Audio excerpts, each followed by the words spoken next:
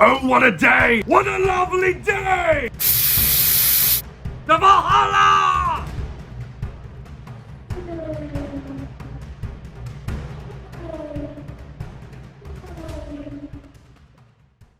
Hi, welcome to Film Stash.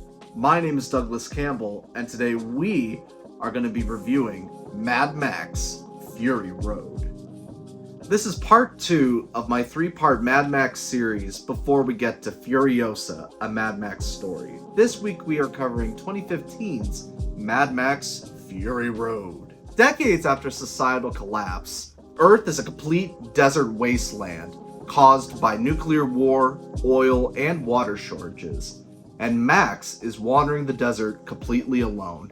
Things are going awry when all of a sudden he crosses Furiosa and Immortan Joe's wives, trying to escape Immortan Joe in a stolen oil rig to a promised land of green. Will they be able to escape his clutches and get to freedom? Compared to the movie Mad Max that I reviewed last week in its humble indie film beginnings, this film is now fully realized in its depiction of the apocalypse. We have cars mangled and mashed together into these Frankenstein-like creations. We have extras in all these different outfits and scars and spikes and everything.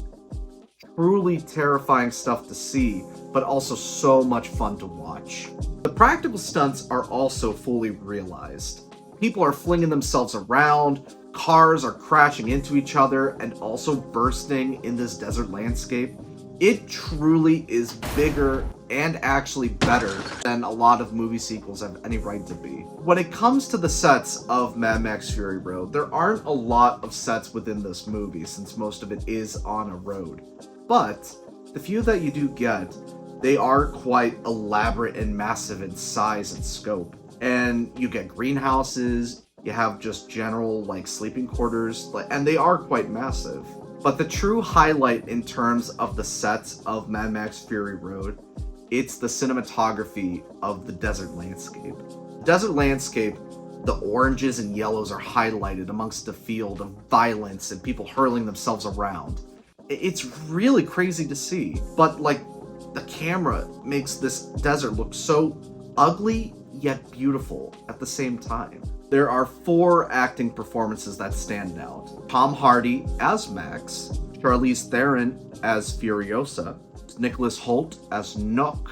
Then there's Hugh K's Byrne as Immortan Joe.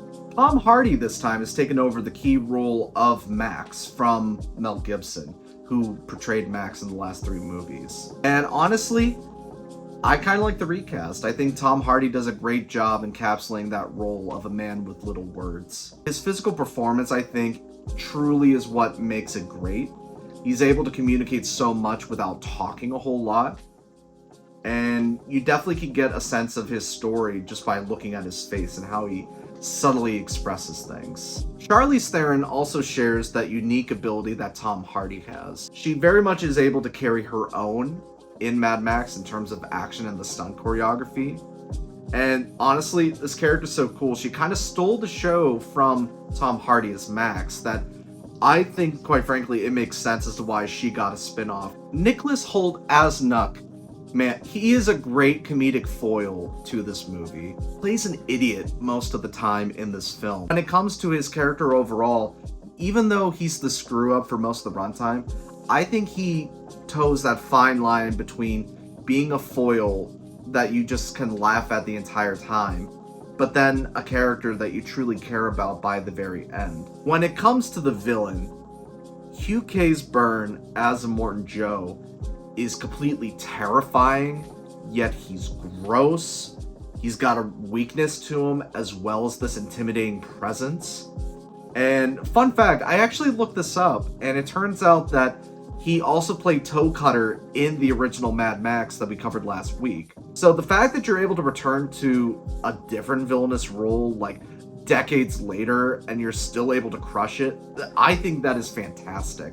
That's not to discredit, of course, the other cast members and supporting cast and the stunt drivers who truly put their all into making this world feel hostile and dangerous. Truly, I really cannot express how well these stunts were done. My complaint from last week where I said how this world just didn't feel properly set up, they do include like a brief little dialogue at the beginning just to kind of catch the viewer up to the state of the world and what is causing this collapse. I definitely think it sets the mood quicker and you're able to get on board just a tad bit faster before you're introduced to Max once again. Despite there being a bit of an exposition dump in the beginning of the story, the film overall, it's pretty minimalistic and quiet, despite the loudness of the engines around. They truly do let the action talk for itself. Now, I personally don't see this as a negative at all, but I could definitely see how this could affect some people. The editing is very choppy and chaotic and crazy, and there's a bunch of car audio going off all the time, and it's very claustrophobic in terms of the chase sequences. My point being, it can be overstimulating for some people. And if you think that you might get overstimulated by this movie, then I would probably sit this one out. Oh, well, you know what that means. That means it's time for intermission. Just imagine there's fire, though.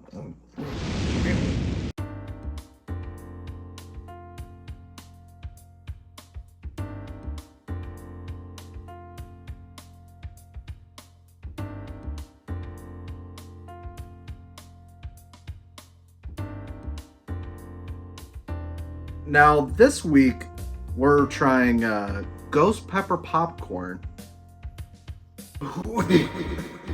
You could definitely, my nose is definitely telling that that's pepper in there. Now, the one thing, if you take a look, it looks like normal popcorn, but... There definitely is something sinister afoot. Well, probably, I don't know. I can handle spicy foods pretty good. Well, let's find out what it tastes like.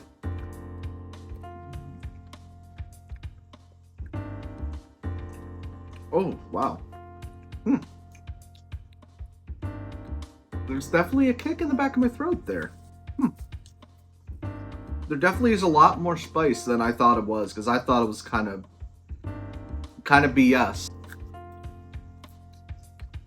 It's buttery, but then there's a slight kick in the back of your throat that at first I didn't know if it was just because I just took this out of the microwave.